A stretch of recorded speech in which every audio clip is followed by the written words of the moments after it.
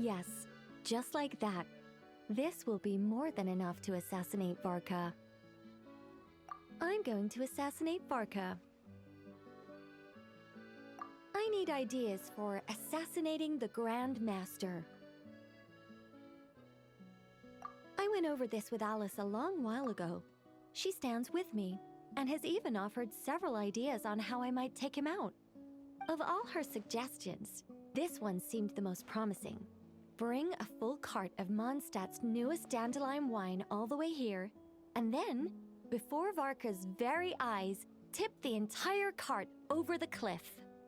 Perhaps the monumental, overwhelming grief will make him collapse, or go drown himself in whatever other wine he can find. That doesn't sound like it'll work. Wait, no! Don't even think about doing something so horrible. When writing a novel, the author, naturally, seeks to be as extravagant as possible, especially when writing detective novels. If the opening lacks a striking turn, how is the rest of the plot meant to unfold? Alas, this will be my final attempt at writing detective novels. Oh, I suppose they call them crime novels in Inazuma. In any case, they all tell of crime. There's hardly a meaningful distinction.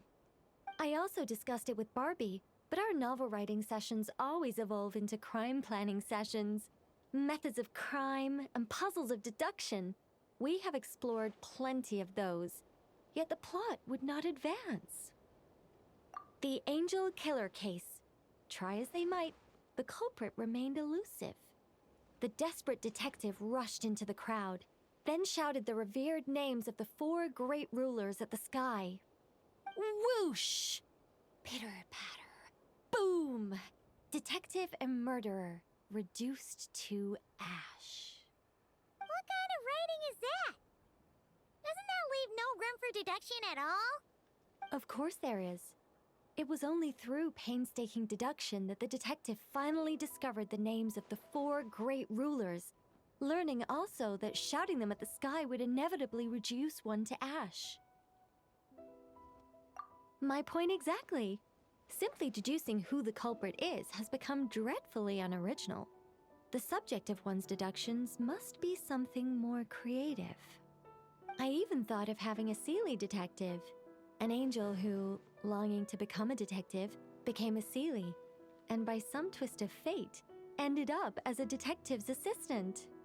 All Seelies love to guide people, so this one went about leading the detective from case to case.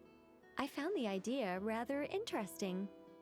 Come to think of it, the Seelie detective and the Angel Killer case seem far more interesting than assassinating the Grand Master.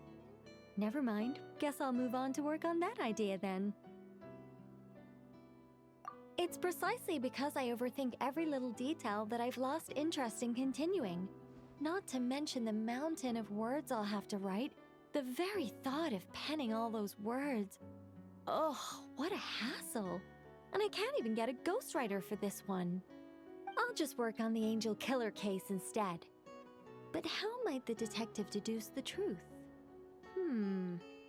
Perhaps he could have a conveniently informative dream.